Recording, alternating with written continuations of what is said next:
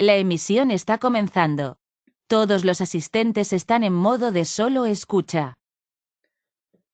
Buen día de nuevo ya en otra conferencia más dentro de la Semana de la Ciencia y Tecnología, con motivo de la apertura de la sección estudiantil de ISA y el CECIT número 3 y el Club de Electrónica y Automatización. Pues nuestra siguiente conferencia nos la va a proporcionar, nos la va a explicar y nos va a platicar el maestro Eddie Abraham Villaseca Alonso, integrante de la Academia de Química del CECIT número 3, Estanislao Ramírez Ruiz del Instituto Politécnico Nacional, igual que la maestra Nakamura. Eh, pues el tema que nos va a presentar es síntesis de un polímero mediante nuevas energías y pues igual que todos los temas son de gran interés y esperamos les sea muy grato, les guste todo este tema y recordándoles que las preguntas deposítenlas en el chat y al final de la presentación las vamos leyendo para que el maestro Abraham nos pueda ayudar a respondérselas de la mejor forma. Entonces, los dejamos de una vez con el maestro Abraham. Adelante, maestro. Hola, buenas tardes a todos. El día de hoy me gustaría empezar diciendo que es un gusto estar aquí con todos ustedes. Gracias al maestro Alejandro, gracias al maestro Armando, colegas míos, colaboradores y grandes amigos también, por esta actividad que están haciendo, por este espacio para darnos a conocer, tanto de manera virtual como de manera colectiva también mediante este tipo de eventos. Y bueno, básicamente, como el profesor Alejandro ya lo ha dicho, soy profesor dentro de la vocacional número 3, el Instituto Politécnico Nacional, soy ingeniero químico, al igual que la maestra Irma Núñez Nakamura. También tengo maestría, hice la maestría dentro de la ESICE y en colaboración también con la ESIA en la parte de ingeniería ambiental y básicamente también ando metido en la parte tanto de plásticos, recursos renovables y también implementando catálisis ambiental y catálisis química. Entonces, básicamente la presentación del día de hoy es el producto de un proyecto de investigación que también se fue generado en la Secretaría de Investigación y Posgrado del mismo instituto. Y bueno, de polímeros, de plásticos, de medio ambiente, de cómo está metida la parte de la tecnología, el control y la automatización, perdón, también tiene mucho que ver en todo esto. No, la química está despegada de las matemáticas, de la computación, de la automatización y sobre todo del medio ambiente, ¿no? Bien, voy a empezar con el objetivo general de este proyecto, que básicamente fue diseñar un procedimiento para eliminar los contaminantes que se puedan generar en los procesos de elaboración de diferentes plásticos. En este caso, básicamente los inorgánicos, que son los que causan un deterioro grave al ambiente y también a la salud de las personas. Si bien no se tiene mucha información, toda la parte de las sales que se utilizan usualmente van al desagüe. Hay desagües grises y desagües negros desde el punto de vista ambiental y bueno, muchas veces como no se tiene, o al menos aquí en México no se tiene la parte de la diferenciación entre ellos, pues van a dar al mismo cauce, ¿no? Entonces, empiezan a haber un montón de problemas porque si bien todo contamina, dentro de la industria farmacéutica por los procesos de refinación de los mismos, tienden a generar una mayor cantidad de desechos y bueno, el desagüe algunas veces también va a parar a los mantos de irrigación o los mantos acuíferos que están de manera subterránea aquí en México, en toda la zona del Valle de México y también toda la parte de la zona del Valle del Mezquital y muchas otras partes agrícolas, ¿no? Entonces,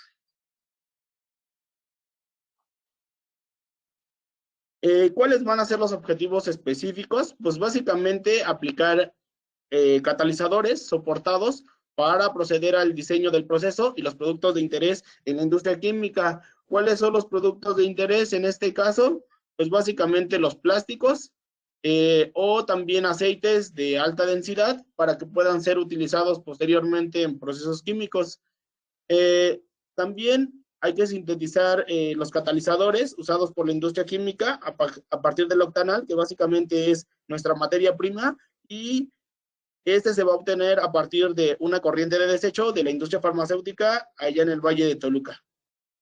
Y también analizar los efluentes de la síntesis, es decir, la tubería o la composición de la tubería del efluente final, con la finalidad de conocer si se generan productos, subproductos, y si pueden ser estos tóxicos o no tóxicos, ya una vez emitiendo este proceso y también comparándolo con lo que actualmente se hace en muchas industrias, ¿no?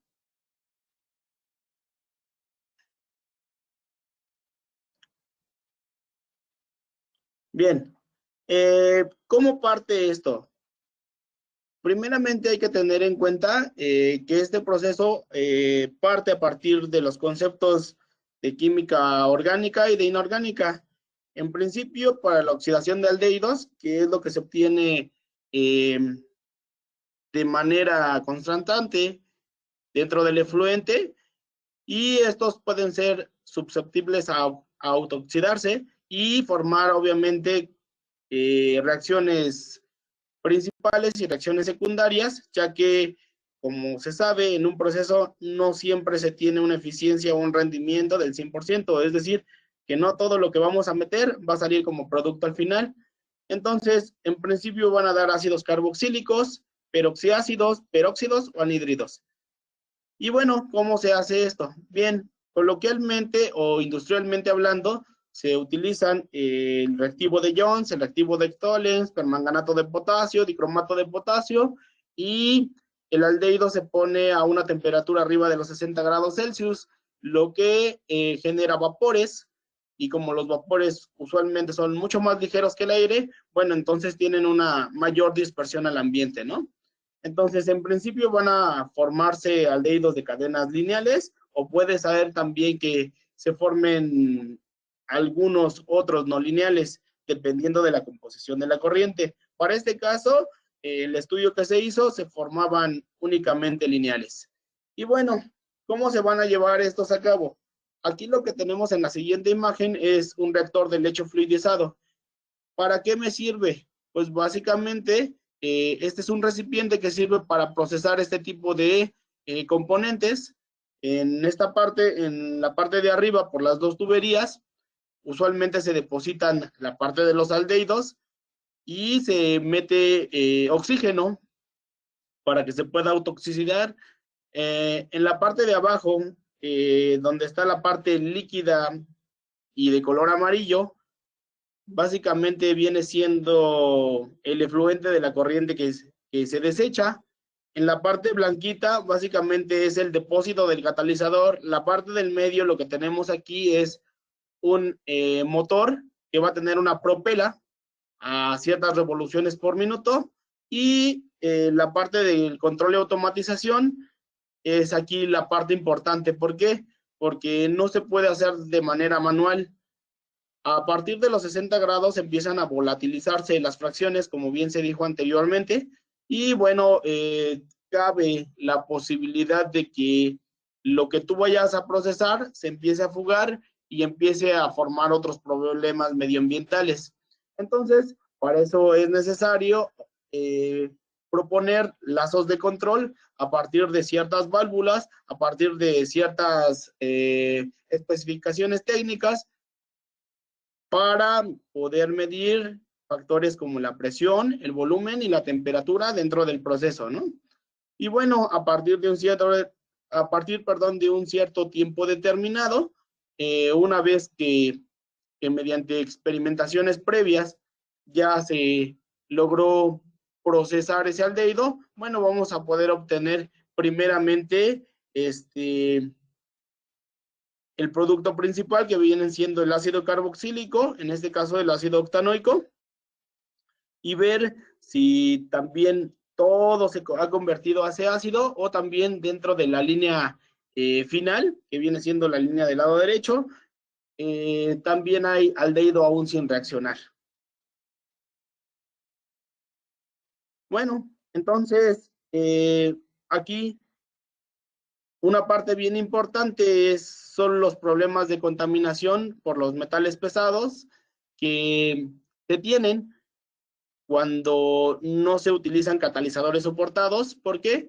Pues porque presentan una alteración en los ciclos biogeoquímicos y podemos pasar de tener un lugar verde a tener un lugar completamente desértico, matando todos los microorganismos, plantas, animales, y específicamente la especie humana, perdón. Y bueno, ¿por qué ocurre esto? Si bien se dice que el medio ambiente puede autorregularse, bueno, esto sucede porque la velocidad de captación de un químico por un organismo excede su velocidad de eliminación. En pocas palabras, aquí empieza a nacer el concepto de bioacumulación y entonces es cuando todo el ambiente tiende a degradarse.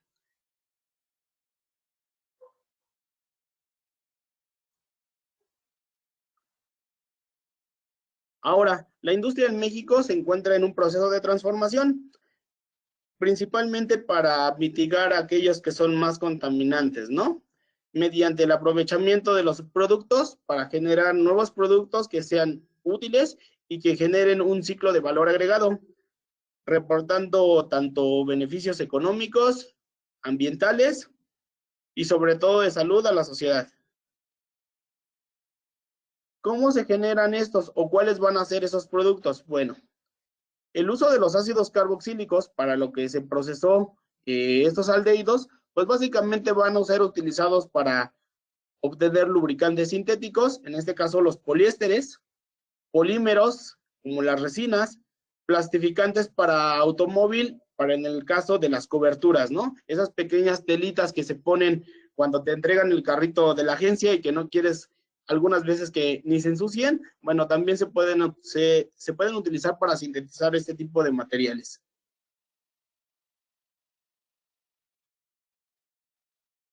Ahora, ¿cuál es la perspectiva teórica de todo este mundo?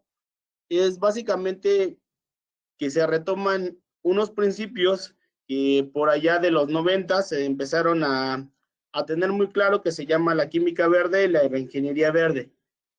Entonces, el impacto más efectivo es básicamente, uno, la química como tal. O sea, sin química no hay absolutamente nada. Después, ¿cómo lo vamos a hacer o mediante qué nos vamos a ayudar? Pues básicamente la ingeniería, viendo procesos en los cuales vamos a tener variables como presión, volumen, temperatura, viscosidad, densidad, entre todas ellas. Después, la parte toxicológica. En ellas, ¿en qué nos vamos a centrar? Básicamente en que todos los efluentes del proceso que nosotros estamos proponiendo tengan la mínima cantidad o prácticamente nula toxicidad, cuando estos vayan a ser desechados como parte final del proceso. Y bueno, también las ciencias ambientales. Dentro de las ciencias ambientales, pues habrá que recurrir a la parte de la ecología, la edafología, la toxicología, la bioquímica, la biología, entre muchas otras. Entonces, ¿cuáles van a ser básicamente los resultados que se tendrían que obtener? Bueno, pues en principio cuando nosotros pasamos la parte de empezar el proceso, al final obtenemos una mezcla de ácido carboxílico con aldehído. ¿Por qué? Porque el rendimiento no fue del 100%, como se esperaría en un proceso ya a planta piloto, que fue a donde se llevó a cabo. Después, ¿cómo podríamos separar este ácido de este ácido para poderlo reprocesar? Bueno, se le adicionó hidróxido de sodio o hidróxido de potasio para hacer la separación tanto del ácido como del aldehído. Aquí tenemos un pequeñito embudo de separación. Y en la parte, obviamente, más densa es la parte del aldehído, que no. Y toda esta parte que está en solución acuosa es la parte de la sal del ácido. Ahora, ¿cómo se regresa? Bueno, pues con la adición de ácido sulfúrico para poderlo regresar al ácido, y de esta manera, ahora sí, ya podemos tener separados la parte del ácido y la parte del aldehído que no fue pues prácticamente convertido al producto de interés, ¿no? Y de esta manera podríamos volverlo a reprocesar sin tener que estar castigando el rendimiento de la posterior etapa del proceso. Ahora, en primera instancia se hizo de esta manera, pero resultaba ser bastante costoso con respecto a los tiempos muertos, ya que era un montón de tiempo entre estarle metiendo primero la sosa, después el ácido y regresando, pasando de una a otra. Entonces, la reacción o este mismo proceso se llevó a escala micro mediante la reacción del aldehído con bisulfito de sodio. ¿Qué se hacía aquí? Ya de manera un poco más técnica, se ponía en una plancha. Ahora, aquí se tenía una columna de rectificación. Esta manguerita, ahora en vez de utilizar una corriente pura de oxígeno, se le metía una corriente de aire, aproximadamente a 2 litros por minuto. Aquí ya empieza a usarse ciertos catalizadores. Si no mal recuerdo, ahí se utilizó un Amberlis 15. ¿Qué sucedía con esto? Bueno, el catalizador soportado iba a convertir el aldehído al ácido carboxílico en un menor tiempo, pero lo que se tenía con este experimento es que básicamente en esta pequeña capsulita era básicamente una trampa de vapor, y en esa trampa de vapor se le ponía bisulfito. ¿Para qué? Para que todo el aldehído que no alcanzara a convertirse en ácido carboxílico, aquí se depositara y entonces ya no tuviéramos problemas con nuevamente la separación. Sin embargo, algunos productos también que teníamos ahí era la descomposición de esa materia orgánica, y también aquí se liberaban algunas partículas de agua. Entonces aquí había bisulfito, aquí había agua y aquí también había aldehído. Entonces se decidió que tampoco esa podría ser otra ruta para llevarlo ya a escala industrial. Entonces, ¿cuál fue o por qué se decidió esto? Bien, ¿qué se hicieron aquí? Básicamente, se tuvieron los experimentos pesando y sintetizando principalmente catalizadores soportados, como el cloruro de cobalto, el cloruro de hierro, el cloruro de antimonio, el nitrato de plata y el cloruro de zinc. Todo esto se soportó en óxido de silicio, o sea, sílica gel. ¿Para qué? Para tener un catalizador que fuera barato de sintetizar, pero aumentar la parte de la superficie de contacto, y de esta manera se pudiera llevar a cabo el proceso de una manera mucho más rápida. Con ello, después se metió a un refractómetro para medir el índice de refracción, y con el índice de refracción lo que hace es básicamente tú insertas un rayo de luz, lo haces pasar por la muestra que tienes. Obviamente, como la muestra es mucho más oscura, va a retener una cierta cantidad de luz y solamente va a dejar salir la restante, ¿no? Y de esa manera, básicamente se puede ir monitoreando el grado de conversión o el grado de rendimiento también, con base entre lo que se obtiene experimentalmente y lo que se obtiene de manera bibliográfica. Y de esta manera se pueden obtener los rendimientos parciales de cada uno de esos experimentos, y con ello, pues básicamente, pues tener una idea de cuál podría ser la mejor opción del catalizador a un menor costo para poderlo hacer a escala industrial.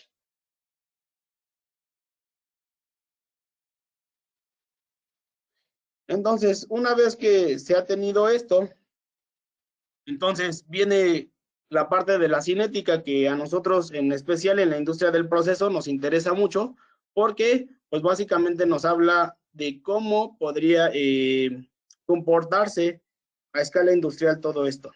Y entonces empezamos en una fracción muy pequeña, en un tiempo cero, y de esta manera va creciendo.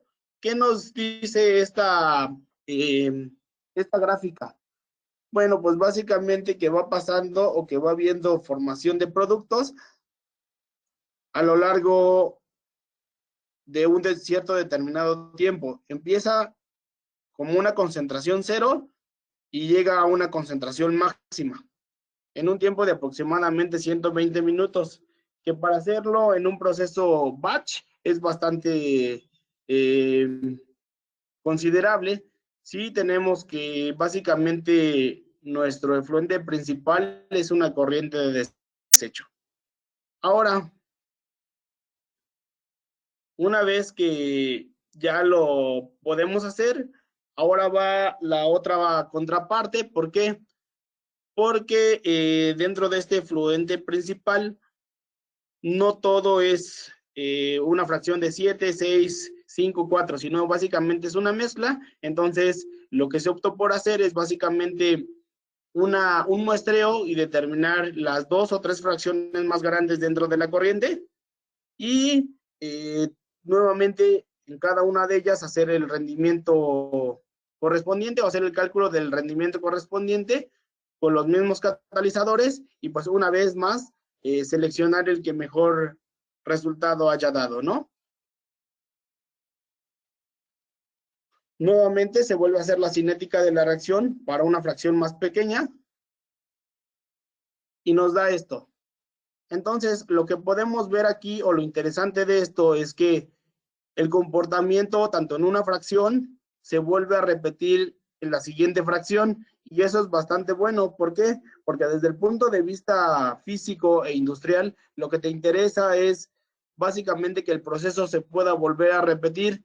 ¿Por qué? Porque quiere decir, en palabras coloquiales, que no te estás inventando nada, que no te salió de la manga y que puede ser reproducible esto en el número de veces. Entonces, eso es lo que aporta confiabilidad al proceso o al procedimiento. Ahora, ¿cuál fue realmente el procedimiento para hacer ya el producto del valor agregado, que en este caso vendría siendo el polímero? Bueno, nosotros vimos que el ácido octanoico era la parte más pesada y por lo tanto también la parte con la que más fracción se contaba. Y entonces se decidió meterlo a un reactor, se metió un alcohol terciario, aproximadamente a unos 79 grados, se dejó ahí por un determinado tiempo y posteriormente se pasó a una unidad de separación donde básicamente se tenía sulfato de sodio anhidro, en principio, ¿para qué? Para quitar el agua y posteriormente saliera el polímero pues ya básicamente como producto para iniciar posteriormente su polimerización. Entonces, este es básicamente el ensayo que se hizo dentro de la vocacional a escala muy chiquitita cuando ya se obtuvo la parte del ácido carboxílico correspondiente. Se metía en este matraz, se tenía principalmente un termómetro para mostrar la temperatura. Aquí había una trampa de vapor. Este pequeño bracito era una columna de rectificación en miniatura. Y nuevamente, por aquí arriba teníamos una trampa de vapor para atrapar el agua y también un refrigerante para disminuir la temperatura, ¿no? Este fue el prototipo que se utilizó para poder gestionar la segunda etapa, que viene siendo ya la del polímero propiamente. Y pues después de un cierto tiempo, de pasar de una parte tal vez un poquito más quemada, ya viene la parte de los procesos de refinación y empieza a tener esto una estructura y básicamente pues mucho más comercial, mucho más compleja y también mucho más viscosa. Entonces, estos son los experimentos que se realizaron para la formación del polímero, pero aquí por calentamiento convencional a flama, como usualmente se hace. Y bueno, aquí tenemos el número de experimentos que se hicieron, las relaciones del ácido con respecto a la relación del alcohol y el tiempo que duró. El tiempo que duró tardó en gestionarse este proceso, ¿no? Entonces, tenemos que en principio fue un tiempo de 2.6 horas y después se logró optimizar hasta 1.2 horas. Entonces, para costos de operación o tiempos de reacción, que se traduciría a términos económicos de pasar de 2.6 horas a 1.2 horas, es demasiado. Entonces, nosotros queríamos prácticamente optimizar esto también. Dentro de la parte del control y automatización, la optimización funge como una partida trascendental en cualquier proceso.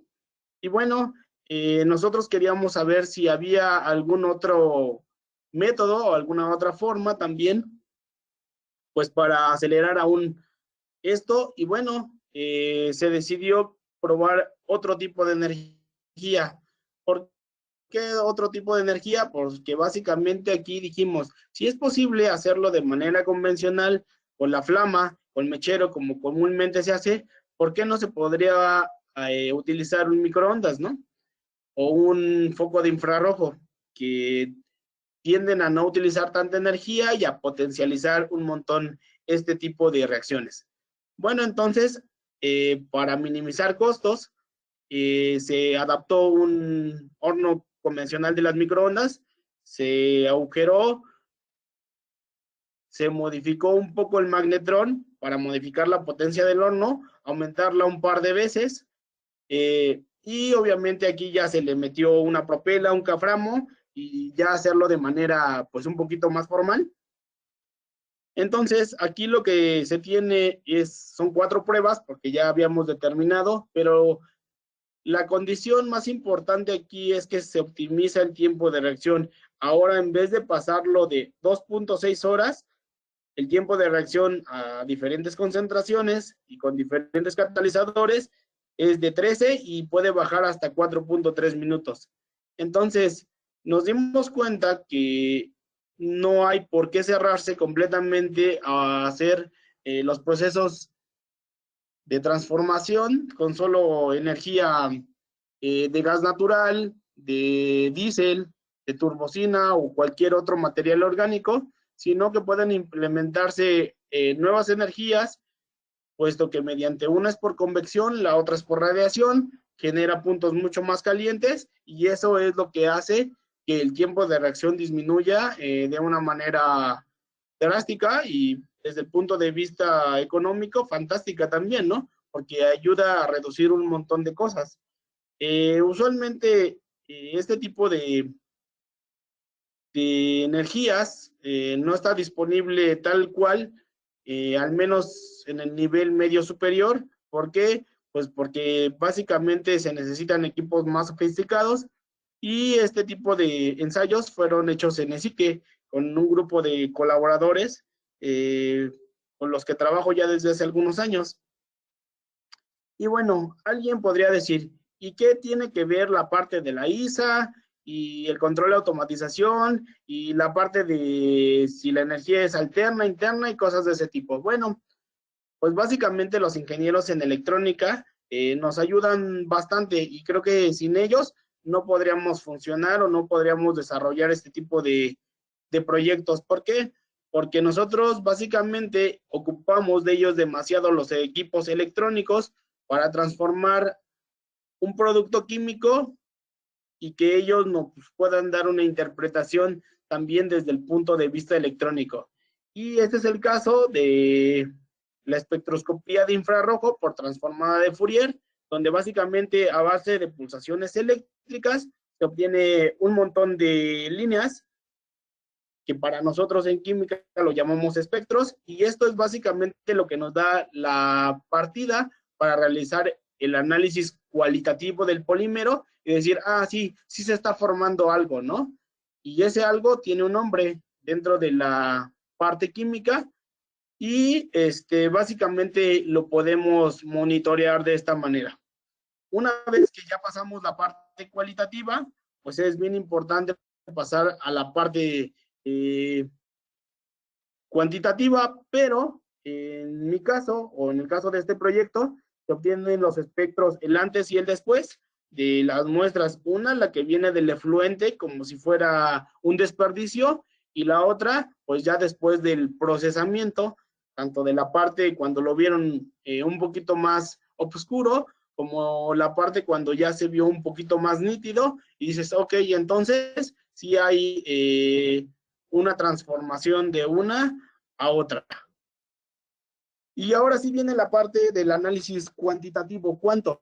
¿Cómo se hace esto? Pues básicamente también los ingenieros en electrónica y los que están en toda esta parte de hacernos mucho más fácil la vida, se combinan ambas áreas, tanto la química como con la electrónica. Aquí nosotros tenemos unas consolas y este es el equipo en el cual se utilizó.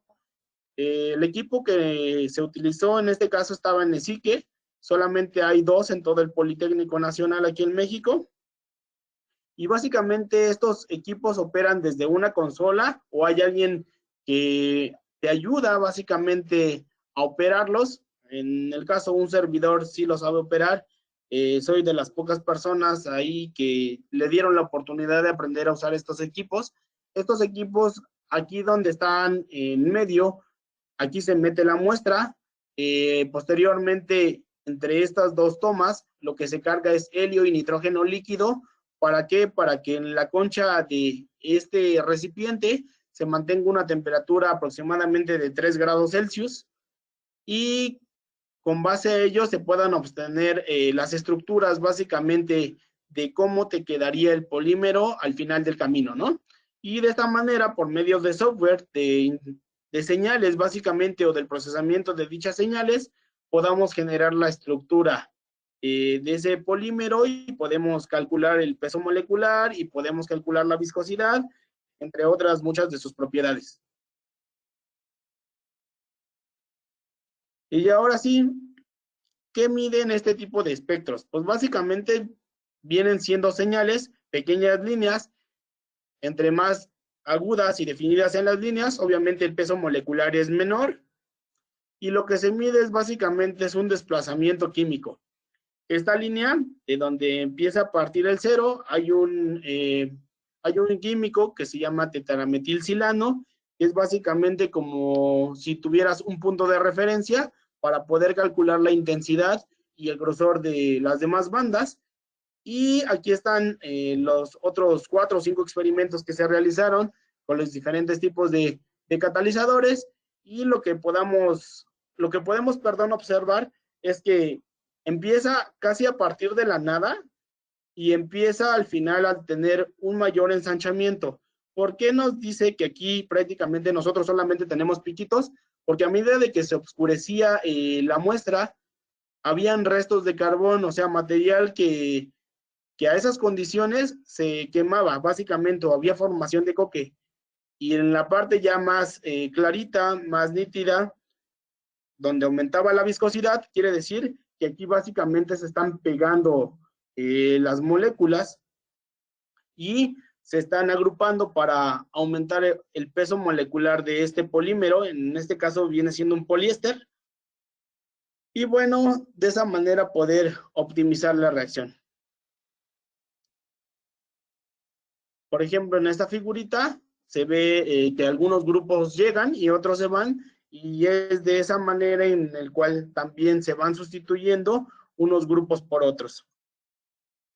Ahora, cuando esto pasa, ya haciendo un poquito más énfasis en cómo funciona o qué información nos da este equipo, bueno, pues básicamente tenemos algo que a nosotros cuando estamos en la vocacional, en la preparatoria, inclusive algunas veces en la licenciatura, no se nos explica, que es básicamente la aplicación del área bajo la curva, conceptos de cálculo diferencial e integral y todo este rollo, a la parte de los procesos químicos y que tiene que básicamente también con optimización de procesos. ¿Por qué? Porque mientras unas moléculas llegan a sustituir otros grupos funcionales, otras se van, y de esta manera empieza el ensanchamiento, y el equipo lo que hace es básicamente darte el área bajo la curva o la integral bajo la curva, como lo quieran ver. Y de esta manera también se van agrupando los grupos funcionales. Para esto hay tablas, básicamente donde te dice que a un desplazamiento químico de 6, de 7 partes por millón, de 4 partes por millón, se les atribuyen esas bandas a ciertos grupos funcionales y de esta manera nosotros podemos ir generando la estructura de cada uno de ellos. Ahora,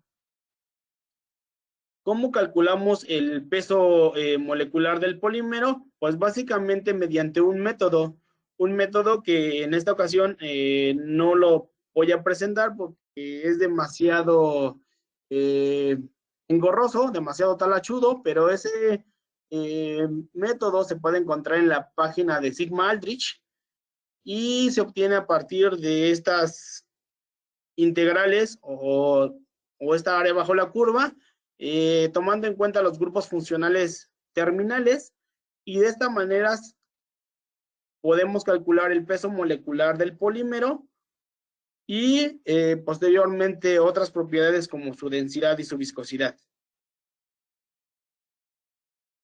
Entonces, una vez que tenemos esta parte, podemos decir de manera coloquial que como conclusión principal tenemos que se logra la síntesis de un polímero a partir de dos monómeros que venía siendo el ácido octanoico, que es la fracción mayor, y el terbutanol en un medio libre de disolventes, porque no es necesario meterle algo adicional.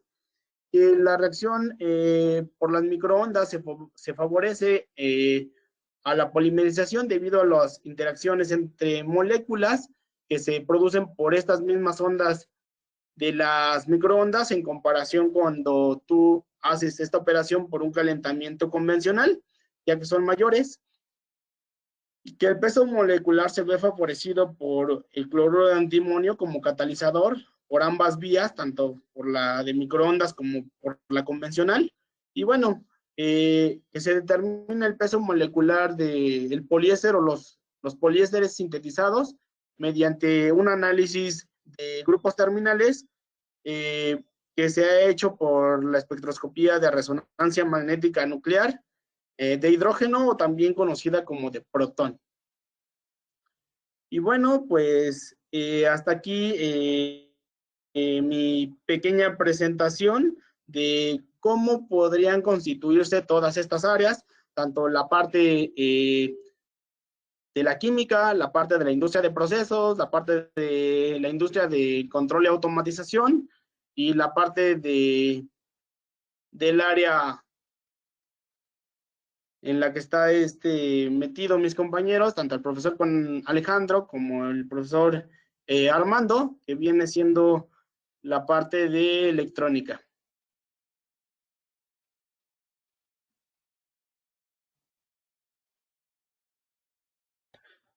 Muchas gracias, maestro. Mira, aquí tenemos preguntas ya de una vez. Dice, ¿qué dificultades se ¿Sí? presentaron al probar con un nuevo método de energía para el proceso? Bueno, uno de los principales problemas es la disponibilidad de este tipo de métodos. ¿Por qué? Porque usualmente las escuelas no están adquiriendo material o ya sea porque es muy caro o porque definitivamente solamente son para procesos específicos y están a escala piloto. Por ejemplo, un microondas a escala industrial está cerca de los 3.5 millones de pesos mexicanos y pues básicamente está a escala piloto. Ahora si lo quisiéramos llevar a escala industrial, pues sería mucho más caro. Entonces, de lo que se trata aquí es básicamente de tener un balance entre la parte de rapidez y también la parte de costos, al fin y al cabo.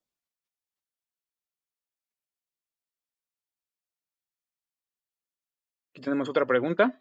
Menciona, Sí, ¿económicamente resulta rentable este proceso para la obtención de este polímero? resultaría económico siempre y cuando no se haría en un proceso por lotes, sino en un proceso continuo y teniendo en cuenta prácticamente ya todo el proceso automatizado desde principio a fin. Yo creo que sí es rentable y yo creo que sería la siguiente versión o la siguiente etapa de este proyecto de investigación. A ver, esperamos más preguntas.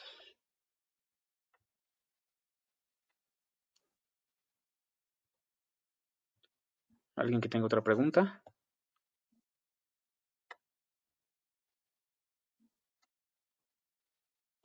Aquí hay otra pregunta. Dice, muchas gracias, ingeniero Abraham, por su ponencia. Muy interesante y sin duda sí es muy importante la interacción de disciplinas electrónica y química.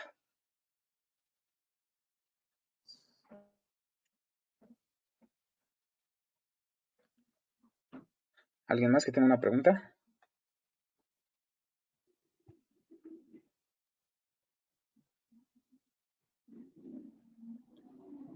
Creo que se espantaron. Lo que sí, tal vez puede ser, pero es que este tipo de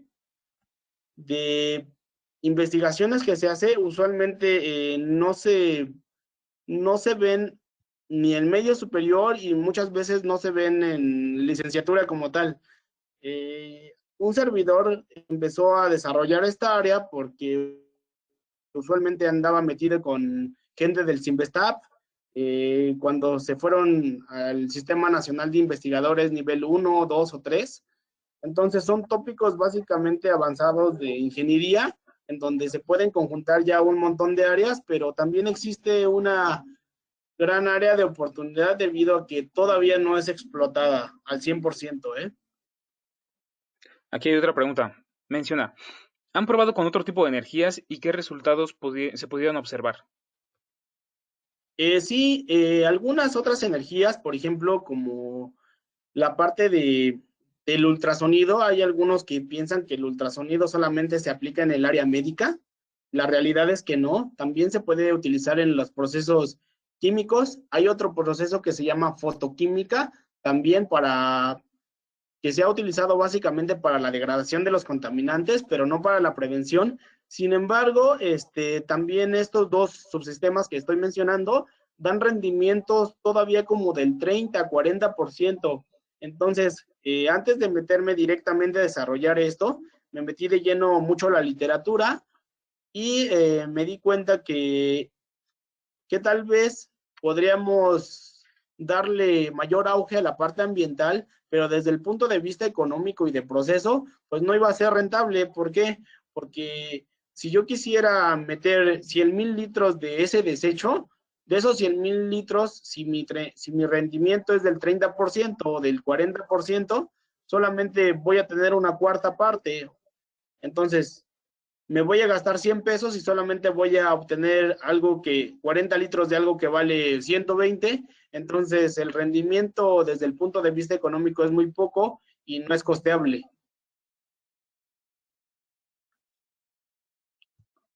Ok, aquí menciona, dice, muchas felicidades, profesor Abraham, por desarrollar química pura aplicada. Mi reconocimiento a su entusiasmo en realizar estos proyectos en el nivel medio superior.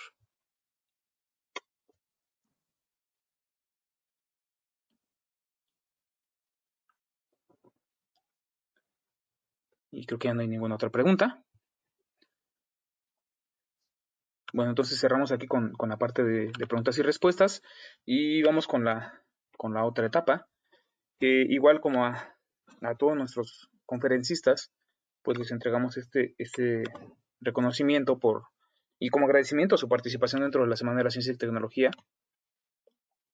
Y cito textualmente, dice, la Sociedad Internacional de Automatización, ISA Sección México AC, y el Centro de Estudios Científicos y Tecnológicos número 3, Estanislao Ramírez Ruiz, otorgan el presente reconocimiento a MNI Eddie Abraham Villaseca Alonso, por su participación en la Semana de la Ciencia y Tecnología 2020 con la conferencia Producción de un poliéster mediante nuevas energías.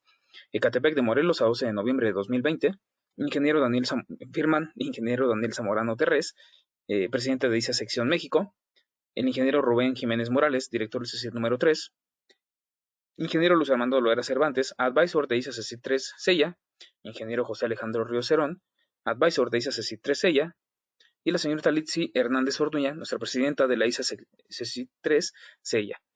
Pues no me queda más que agradecerle al maestro Eddie Abraham, por su participación en esta Semana de la Ciencia y Tecnología como parte de la apertura de la sección estudiantil de la ISA con el CECIT número 3 y el Club de Electrónica y Automatización.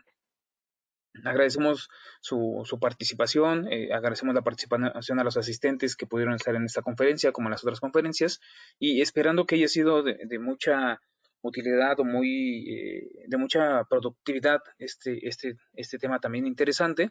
Los seguimos invitando también a las demás conferencias que estarán durante el transcurso del día. Y si les gustó la conferencia, maestro Abraham, aquí tenemos reacciones en los que no se reflejan en aplausos, están los corazoncitos como si fueran aplausos y tenemos muy buena respuesta en cuanto a esa cuestión. Entonces, pues el aplauso externado por parte de los asistentes aquí por medio de corazones y pues reiteramos la invitación a seguir colaborando y en lo que podamos seguir apoyando como a la maestra Nakamura, como a los demás conferencistas que han estado durante la semana, pues el apoyo y la colaboración que puedan tener tanto el ingeniero Luis Armando Lora Cervantes como un servidor y todo nuestro equipo de trabajo de la sección estudiantil del CECI3 y el Club de Electrónica de Automatización. Sí, de antemano muchas gracias al ingeniero Armando Loera y a ti, Alex, por el acompañamiento y claro, sería un verdadero privilegio trabajar posteriormente en la parte del control y automatización, ahorita que ya se tienen resultados preliminares y que realmente esto puede dar auge para contribuir nuevamente tanto al prestigio de la vocacional número 3 como del IPN y sobre todo, ¿no? Que nuestros alumnos dentro de la vocacional puedan tener la oportunidad ya de estar metidos con esto que viene siendo también de las nuevas energías, hacia donde todo apunta, puesto que la escasez del petróleo sigue en aumento y bueno, tratar de generar un nuevo conocimiento sobre todo para las nuevas generaciones. Muchas gracias, maestro Abraham. Y pues reiteramos la invitación para que sigan participando y nos sigan acompañando en las siguientes conferencias. Agradecemos su asistencia a esta conferencia y nos vemos en un ratito con las próximas conferencias. Gracias a todos y gracias a maestro Abraham. Gracias. Hasta luego. Hasta luego.